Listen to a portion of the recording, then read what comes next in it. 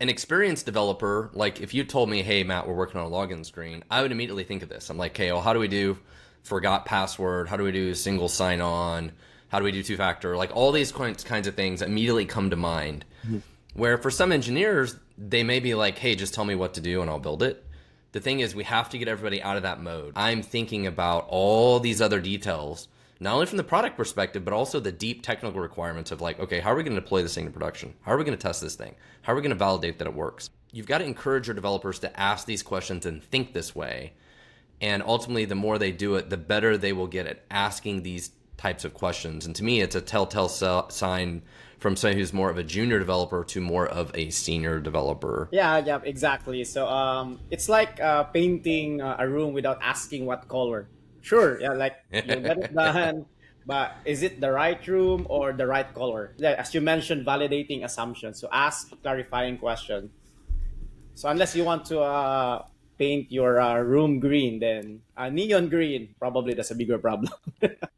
I think we've all painted our wife's room twice because of this at some point in time in our life because we didn't validate this right way. Welcome back to another episode from the Product Driven channel. Today I am with Nax, who's our VP of Engineering at Full Scale. He's in the Philippines joining us. We're going to talk today about one of the biggest challenges that developers have, which is they tend to live in the code all the time. Their heads down, they're smart engineers, they think very logically, which is great, but they're usually like too close to the code and too far away from the product itself. And that is the heart of what we're trying to cover at this channel is product engineering and all things related to product and helping software developers, even business people, founders, everyone think more about how do we get product and engineering working better together. That's the goal of this channel. So today we're going to talk about, again, the developers being inside the code and some of the issues with that. And it starts with getting the developers to ask the right questions. I recently went to the Philippines and did a talk actually on this topic about developers being too close to the code, and we had 6 key items. We're going to go over those today. And Nax just gave this similar sort of presentation at the Cebu Institute of Technology recently. So Nax, tell me about how that conversation went. Like we're going to go through all the details here, but at a high level, what was everybody's reaction to going through this stuff? I would say that everyone was stunned, especially when they see that engineers should be focusing on the problem, not the code. So, someone like not necessary engineers would be learning more about the code but focusing on the problem. So, everyone like that's like a shock on their face when I did that presentation. Like, why simpler code is better. So, You know, that's one of the things. Yeah.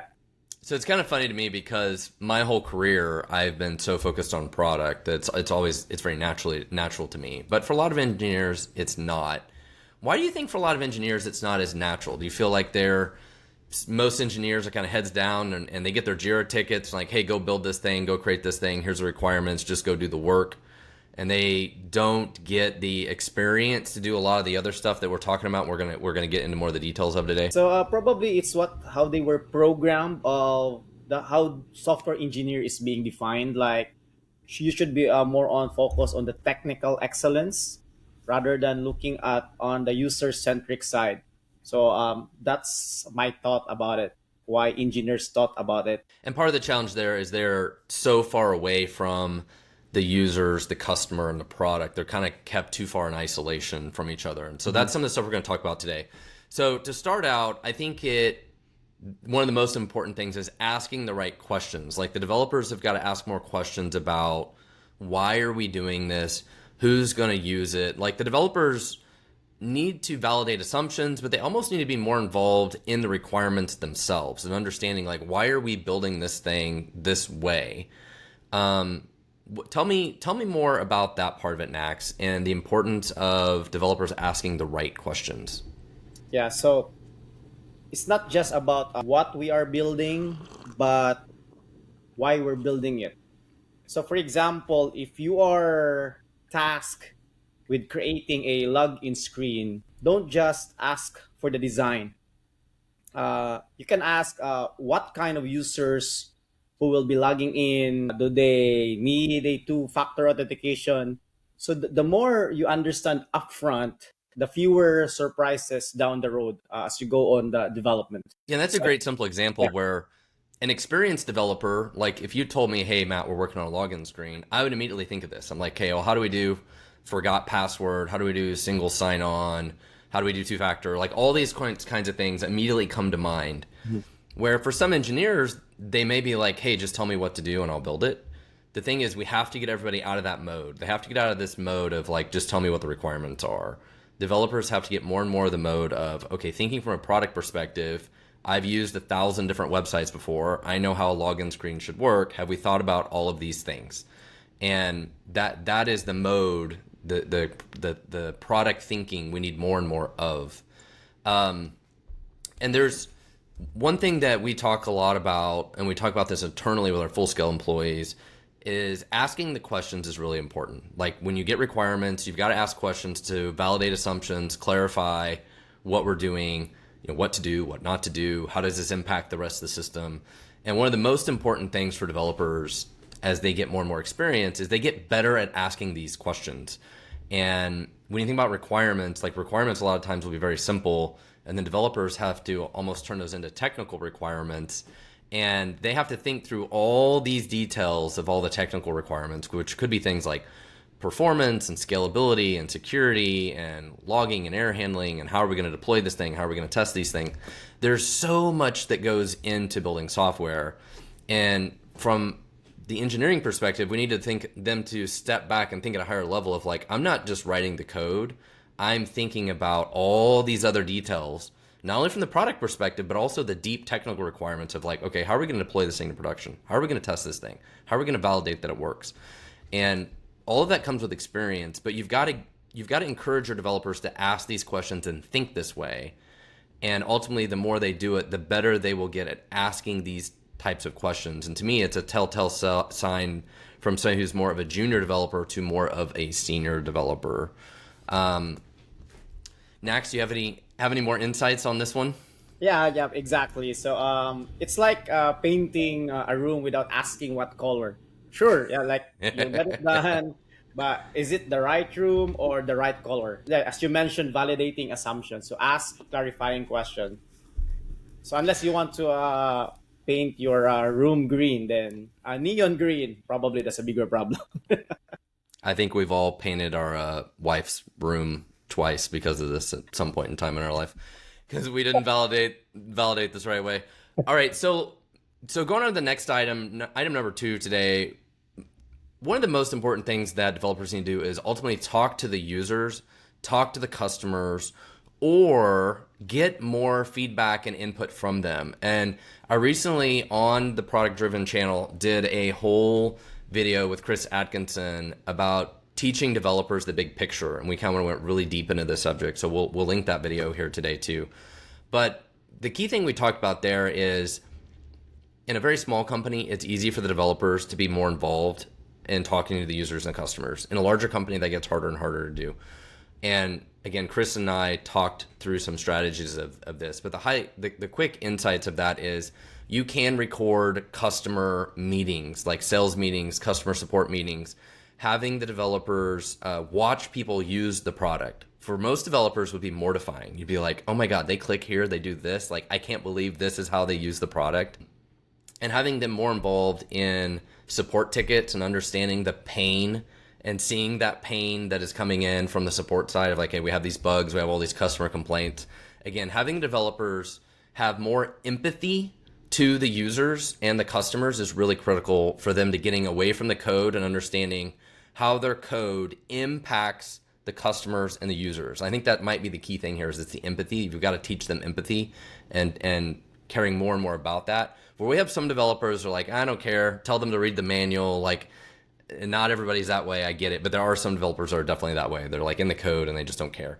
We've got to get everybody more and more involved with the users and the customers. Next, do you have any more insights on how we can do that? So one real example in my experience that one of our devs was optimizing a dashboard feature. It really looked amazing, performed great, but turns out the users didn't even need it. If he had just talked to them first, he could save a ton of weeks of work delivering that feature. So talk to the users. Yep, that's great feedback. So the next item on our list is being more involved in product planning. But most companies, they will do high level roadmap planning and may do sprint planning every couple weeks. But the challenge is a lot of times that may be like the lead developer, the CTO, engineering leader, with a project manager, product manager, and certain stakeholders. But then a lot of the developers are not involved in those conversations.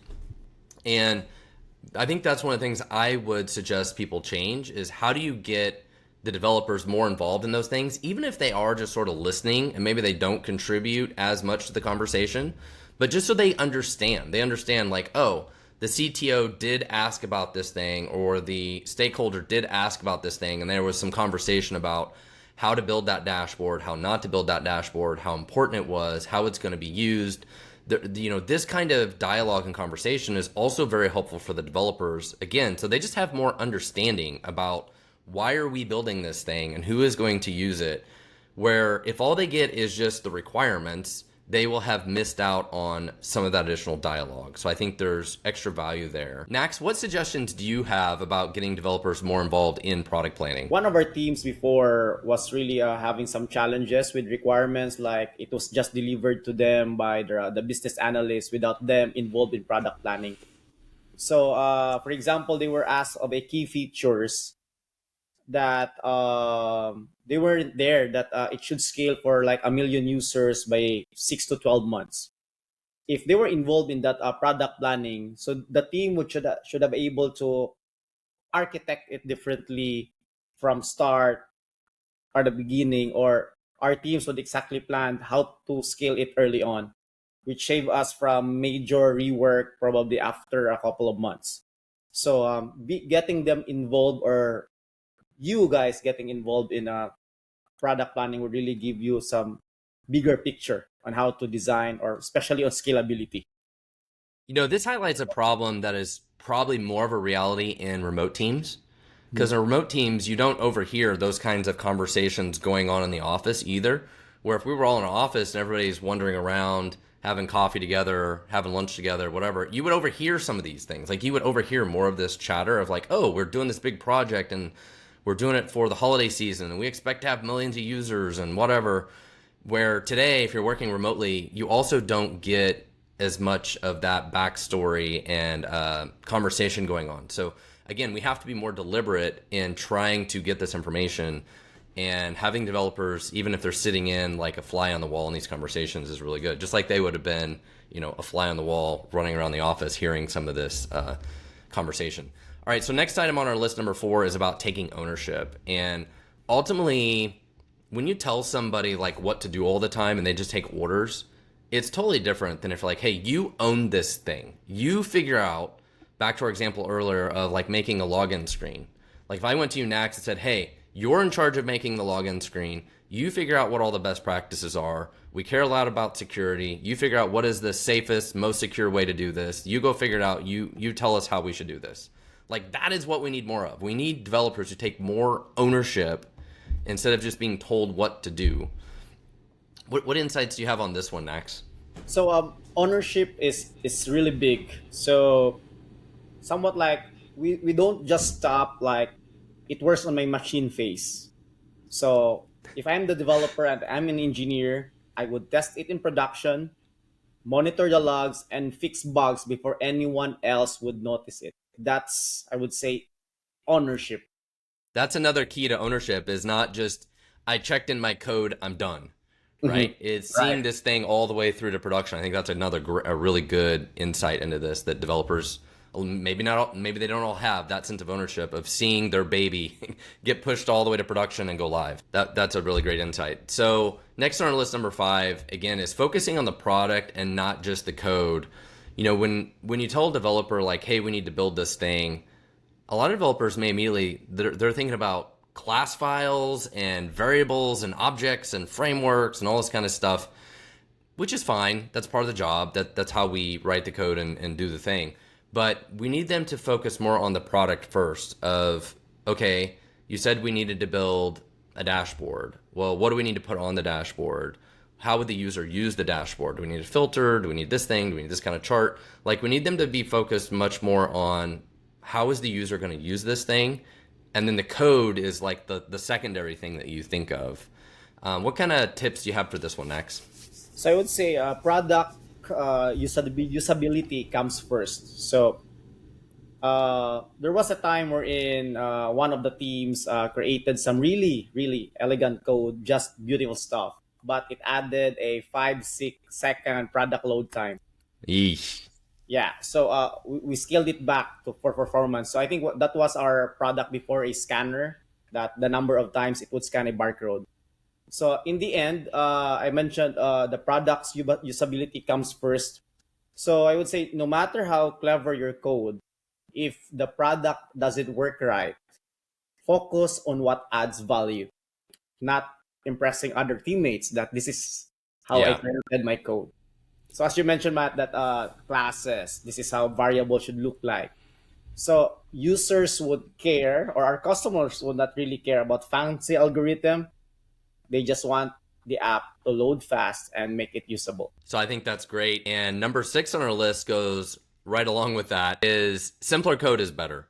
And most developers, I feel like in their career when they start out, they're like, I'm just trying to figure out how to make this thing work. And a lot of times they make simple code. And then I feel like mid-level developers all of a sudden feel like, oh, now I need to learn the solid principles and all this inheritance and dependency injection and all these different things. And then it's almost like their job to make the most complex code in the world using every one of these things all the time because they think that's what you're supposed to do. And they overcomplicate everything. And then as a more senior level developer, especially as somebody who's been through this for like way over 10 years, you actually appreciate, no, like simpler is better. Like simpler is always better. Like we don't want to use all this complexity because it's hard to maintain. I hire a new developer and they don't even know how to use this code because we built our own MVC framework with all this complexity instead of just using industry standard stuff. So again, I think simpler is super, super important. And I know that sounds like a duh kind of thing, but a lot of developers don't think that way, especially when they become mid-level developers. They think that they need to make things complicated because that makes them a better developer for some reason. I think it's something we always need to remind developers of, like a fundamental sort of thing. Like, no, simpler is always better. Like, we don't want complexity unless we have specific use cases for complexity. And I wrote about this on LinkedIn the other day. One of the only use cases for complexity is usually performance or sometimes security and some other things. But performance is the one time when I would say, like, hey, complexity is okay. Like, we had to make the code 3 times more complicated because it made the software dramatically faster or more scalable. Like, I get that. But unless it's one of those very specific reasons, simpler is almost always better. Nax, what tips do you have on this one? Simpler code means fewer bugs, easier updates, and Yes. happier engineers. It's not just the other engineers, maybe you, the one who wrote it, let's say 6 months after, you need to get back on that code and add something or optimize something. Fewer bugs, easier updates, happiness for everyone. All right. Well, Nax, I really appreciate having you on the show today. Today we were talking about thinking outside the code. We went through several key things that we think are important for developers to get them away from just the code, away from their cubicle, heads down, doing engineering work, to thinking more about the product. So we talk about the importance of developers to learn to ask the right questions. So they're thinking about how the product's going to be used and how the code they write impacts that. They need to talk to users and customers. They need to have more empathy for them and understand how what they're doing affects them. That'll help them make better, development decisions. They need to be more involved in the product planning so they understand some of the things that are going on, some of the backstory of why decisions are being made, and some off-the-cuff comments otherwise maybe they would never get, that get lost in the requirements that might be really critical. Ultimately, we want developers to take ownership of things, not only ownership of, like, say, a module or a product, but also ownership of their work, of getting it to production, getting it delivered, and seeing it through all the way. It's like the definition of done kind of comes into here. Like, it's not done until it's in production and the user loves it. Again, we want them to focus on the product and less on the code, and simpler code is better. So those are our key tips today. Nax, thank you so much for doing this, and you guys look forward to the next episode. Thanks, Matt. Thanks, guys.